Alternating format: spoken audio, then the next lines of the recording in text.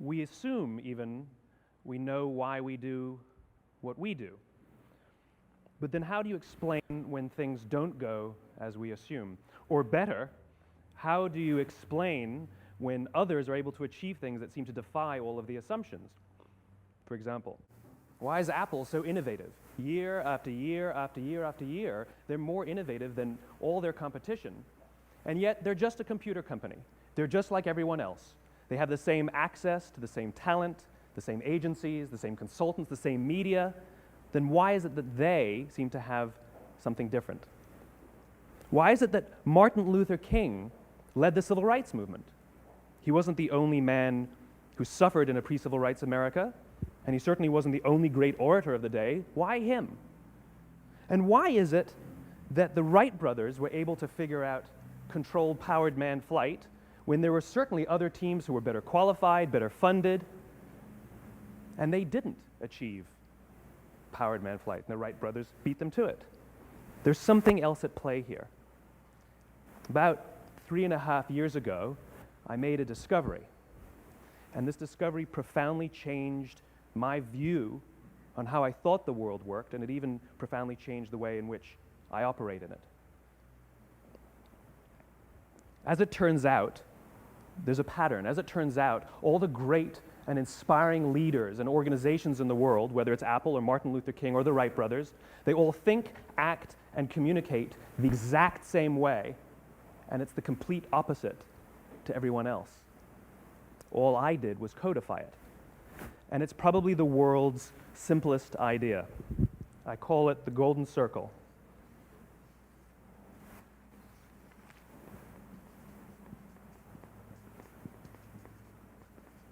Why, how, what? This little idea explains why some organizations and some leaders are able to inspire where others aren't. Let me define the terms really quickly. Every single person, every single organization on the planet knows what they do, 100%. Some know how they do it, whether you call it your differentiating value proposition or your proprietary process or your USP. But very, very few people or organizations know why they do what they do. And by why, I don't mean to make a profit. That's a result. It's always a result. By why, I mean what's your purpose? What's your cause? What's your belief? Why does your organization exist? Well, as a result, the way we think, the way we act, the way we communicate is from the outside in. It's obvious. We go from the clearest thing to the fuzziest thing. But the inspired leaders and the inspired organizations, regardless of their size, regardless of their industry, all think, act, and communicate from the inside out. Let me give you an example. I use Apple because they're easy to understand and everybody gets it. If Apple were like everyone else, a marketing message from them might sound like this. We make great computers. They're beautifully designed, simple to use, and user-friendly. Want to buy one? Meh. And that's how most of us communicate. That's how most marketing is done, that's how most sales is done, and that's how most of us communicate interpersonally. We say what we do, we say how we're different or how we're better, and we expect some sort of behavior, a purchase, a vote, something like that. Here's our new law firm. We have the best lawyers with the biggest clients. We always perform for our clients, do business with us. Here's our new car. It gets great gas mileage. It has, leather seats. Buy our car. But it's uninspiring. Here's how Apple actually communicates. Everything we do, we believe in challenging the status quo. We believe in thinking differently. The way we challenge the status quo is by making our products beautifully designed, simple to use, and user-friendly. We just happen to make great computers. Want to buy one? Totally different, right? You ready to buy a computer from me?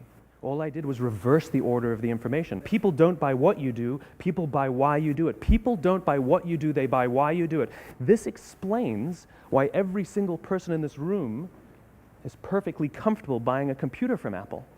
But we're also perfectly comfortable buying an MP3 player from Apple, or a phone from Apple, or a DVR from Apple.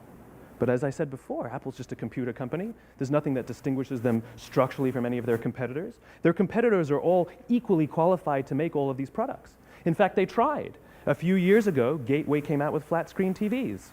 They're eminently qualified to make flat-screen TVs. They've been making flat-screen monitors for years. Nobody bought one. Dell came out with MP3 players and PDAs. And they make great quality products, and they can make perfectly well-designed products, and nobody bought one.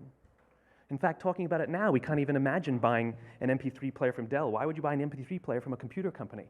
But we do it every day. People don't buy what you do, they buy why you do it. The goal is not to do business with everybody who needs what you have.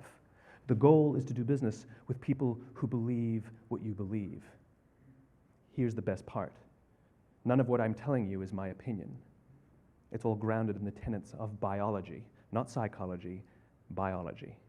If you look at a cross-section of the human brain, looking from the top down, what you see is the human brain is actually broken into three major components that correlate perfectly with the golden circle. Our newest brain, our Homo sapien brain, our neocortex, corresponds with the what level. The neocortex is responsible for all of our rational and analytical thought and language. The middle two sections make up our limbic brains, and our limbic brains are responsible for all of our feelings, like trust and loyalty. It's also responsible for all human behavior, all decision-making, and it has no capacity for language. In other words, when we communicate from the outside in, yes, people can understand vast amounts of complicated information like features and benefits and facts and figures. It just doesn't drive behavior. When we communicate from the inside out, we're talking directly to the part of the brain that controls behavior, and then we allow people to rationalize it with the tangible things we say and do. This is where gut decisions come from. You know, sometimes you can give somebody all the facts and your figures, and they say, I know what all the facts and details say, but it just doesn't feel right. Why would we use that verb? It doesn't feel right. Because the part of the brain that controls decision-making doesn't control language. And the best we can muster up is, I don't know, it just doesn't feel right. Or sometimes you say you're leading with your heart or you're leading with your soul. Well, I hate to break it to you, those aren't other body parts controlling your behavior. It's all happening here in your limbic brain, the part of the brain that controls decision-making and not language. But if you don't know why you do what you do, and people respond to why you do what you do, then how will you ever get people to vote for you or buy something from you, or more importantly, be loyal and want to be a part of what it is that you do? Again, the goal is not just to sell people who need what you have. The goal is to sell to people who believe what you believe. The goal is not just to hire people who need a job. It's to hire people who believe what you believe. I always say that, you know, there's if you hire people just because they can do a job, they'll work for your money. But if you hire people who believe what you believe, they work for you with blood and sweat and tears. And nowhere else is there a better example of this than with the Wright brothers. Most people don't know about Samuel Pierpont Langley. And back in the early 20th century, the pursuit of powered man flight was like the dot-com of the day. Everybody was trying it. And Samuel Pierpont Langley had what we assume to be the recipe for success. I mean, even now, when you ask people, why did your product or why did your company fail? And people always give you the same permutation of the same three things. Undercapitalized, the wrong people, bad market conditions. It's always the same three things. So let's explore that. Samuel Pierpont Langley was given $50,000 by the War Department to figure out this flying machine. Money was no problem. He held a seat at Harvard and worked at the Smithsonian and was extremely well connected. He knew all the big minds of the day. He hired the best minds money could find, and the market conditions were fantastic. The New York Times followed him around everywhere, and everyone was rooting for Langley. And how come we've never heard of Samuel Pierpont Langley? A few hundred miles away in Dayton, Ohio, Orville and Wilbur Wright. They had none of what we consider to be the recipe for success. They had no money. They paid for their dream with the proceeds from their bicycle shop. Not a single person on the Wright brothers' team had a college education, not even Orville or Wilbur. And the New York Times followed them around nowhere. The difference was Orville and Wilbur were driven by a cause, by a purpose, by a belief. They believed that if they could figure out this flying machine, it'll change the course of the world. Samuel Pierpont Langley was different. He wanted to be rich and he wanted to be famous. He was in pursuit of the result. He was in pursuit of the riches. And lo and behold, look what happened. The people who believed in the Wright brothers' dream worked with them with blood and sweat and tears. The others just worked for the paycheck. And they tell stories of how every time the Wright brothers went out, they would have to take 5 sets of parts because that's how many times they would crash before they came in for supper. And eventually, on December 17th, 1903, the Wright brothers took flight. And no one was there to even experience it. We found out about it a few days later. And further proof that Langley was motivated by the wrong thing, the day the Wright brothers took flight, he quit. He could have said, "That's an amazing discovery, guys. Now we'll improve upon your technology." But he didn't. He wasn't first. He didn't get rich. He didn't get famous. So he quit. People don't buy what you do, they buy why you do it. And if you talk about what you believe, you will attract those who believe what you believe. Well, why is it important to attract those who believe what you believe? Something called the law of diffusion of innovation. And if you don't know the law, you definitely know the terminology. The first 2.5% of our population are our innovators. The next 13.5% of our population are our early adopters. The next 34% are your early majority, your late majority, and your laggards. The only reason these people buy touch-tone phones is because you can't buy rotary phones anymore.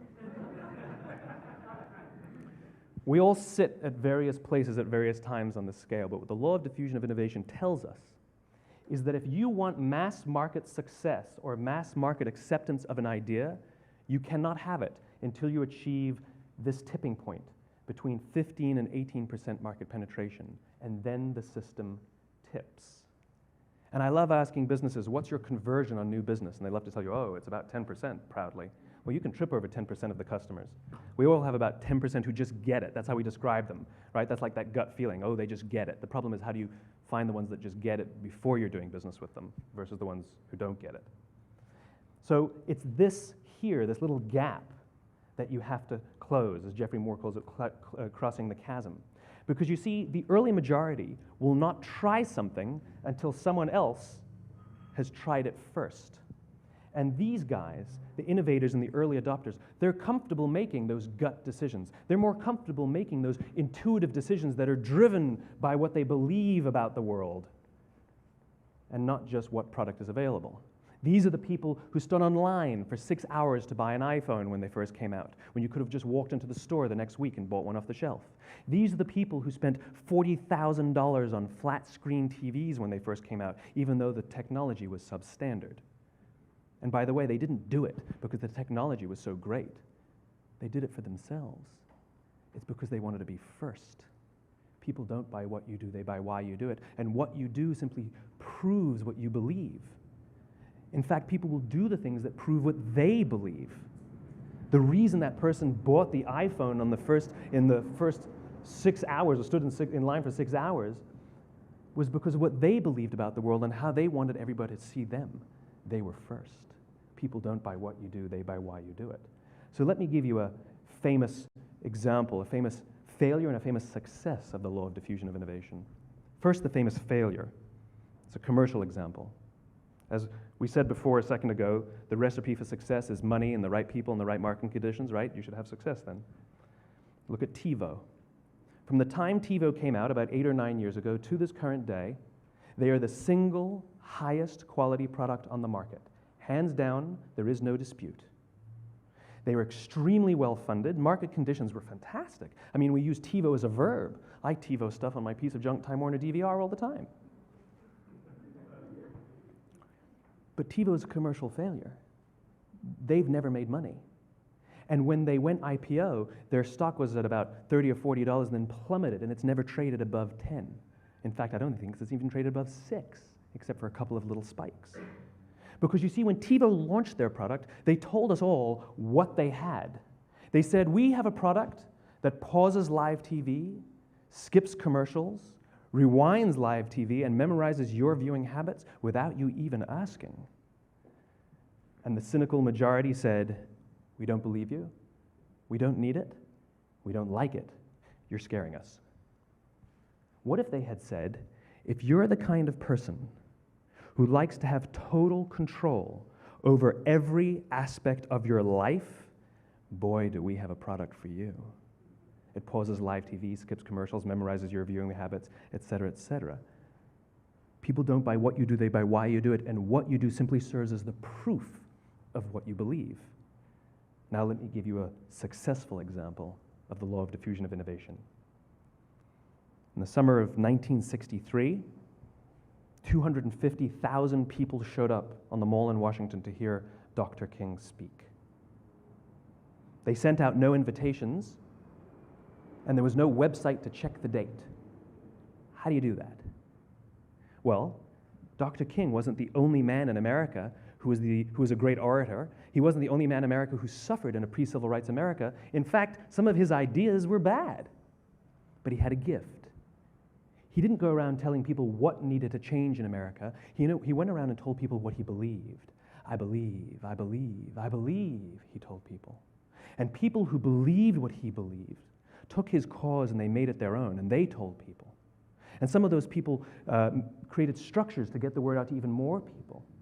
And lo and behold, 250,000 people showed up on the right day, on the right time to hear him speak. How many of them showed up for him? 0. They showed up for themselves. It's what they believed about America that got them to travel on a bus for 8 hours to stand in the sun in Washington in the middle of August. It's what they believed. And it wasn't about black versus white. 25% of the audience was white. Dr. King believed that there are two types of laws in this world, those that are made by a higher authority and those that are made by man. And not until all the laws that are made by man are consistent with the laws that are made by the higher authority will we live in a just world. It just so happens that the civil rights movement was the perfect thing to help him bring his cause to life. We followed him not for him, but for ourselves. And by the way, he gave the I have a dream speech, not the I have a plan speech. Listen to politicians now with their comprehensive 12-point plans. They're not inspiring anybody. Because there are leaders and there are those who lead. Leaders hold a position of power or authority, but those who lead inspire us. Whether they're individuals or organizations, we follow those who lead not because we have to, but because we want to. We follow those who lead not for them, but for ourselves. And it's those who start with why that have the ability to inspire those around them or find others who inspire them. Thank you very much.